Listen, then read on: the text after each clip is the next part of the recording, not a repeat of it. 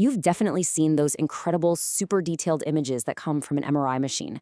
But have you ever stopped to wonder how they're actually made? I can tell you, it's probably not what you think. Today, we're going to pull back the curtain and take a journey into the MRI's secret language. Let's get into it. So, what is the real story here? Well, an MRI scanner isn't a camera, not in the way you and I think of one. It doesn't just, snap a picture of your insides. The whole process is way more indirect, and honestly, it's a lot more fascinating. It all begins with a pretty bizarre-looking set of raw data. All right, so on the left, that's what we're all familiar with, right? A crisp, clear picture of anatomy.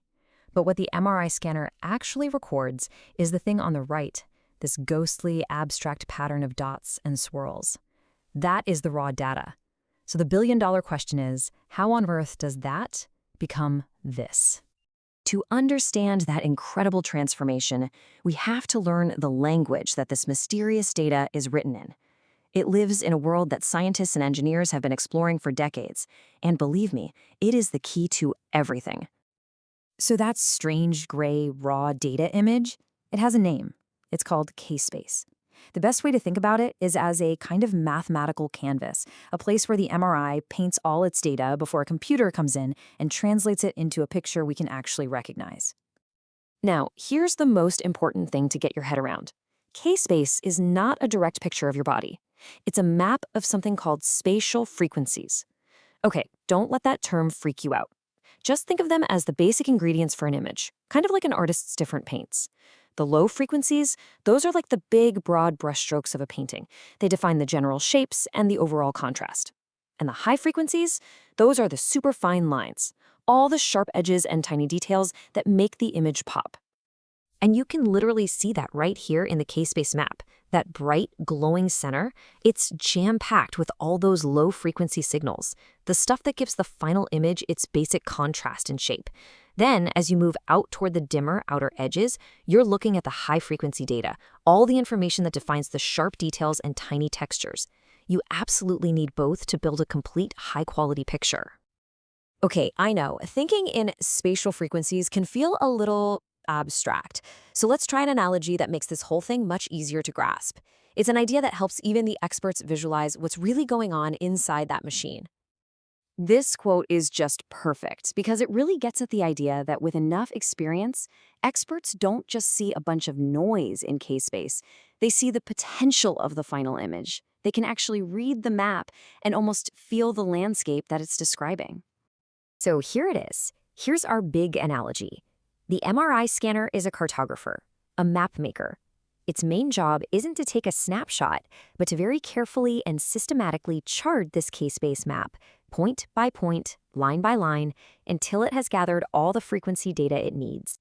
But, just like any real map maker, the MRI scanner has to make some choices, and how it decides to draw that map involves a huge, fundamental trade-off. It's a trade-off that affects every single person who gets a scan, and it determines just how long you have to lie perfectly still inside that tube. And this right here is the cartographer's dilemma.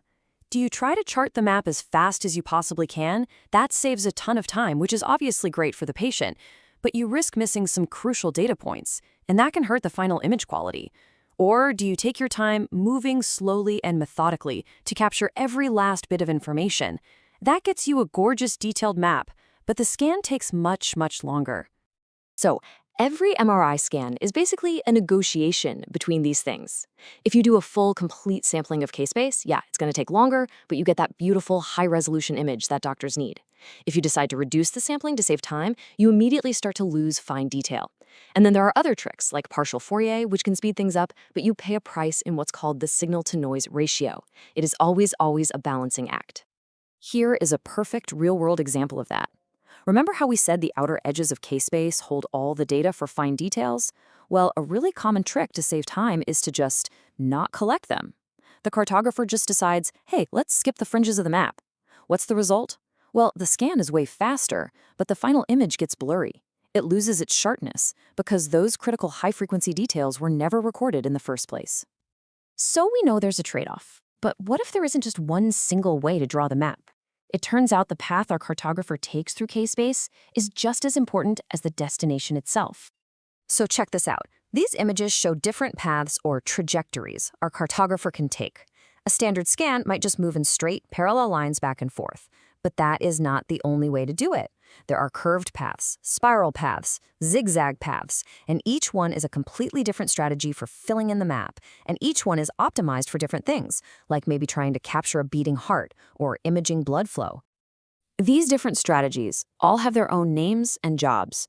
You've got rectilinear scans. Those are the reliable workhorses, filling K-space line by line.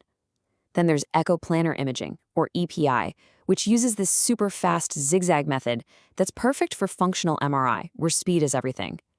And spiral imaging fills the map from the center outwards, which is fantastic for capturing motion. The path you choose completely changes what the MRI can see.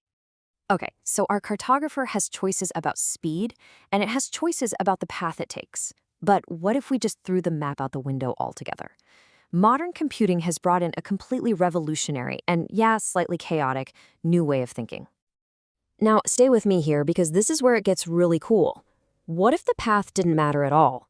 I mean, what if our super precise, methodical mapmaker could be replaced by one who just wanders randomly through K-space, collecting data points wherever it happens to stumble?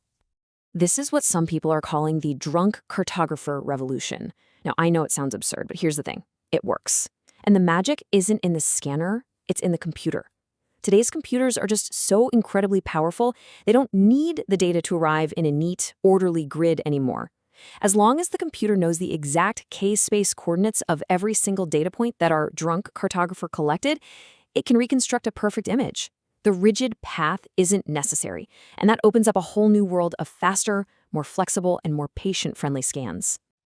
This shift from rigid old-school engineering to flexible, powerful computation has completely changed the game. It just goes to show you that sometimes the most innovative solution is to just let go of the old rules. I mean, if a random walk can create a perfect map, what other seemingly impossible strategies are just waiting out there to be discovered? What's the next frontier in seeing the unseen? Thanks for joining me on this journey into K-space.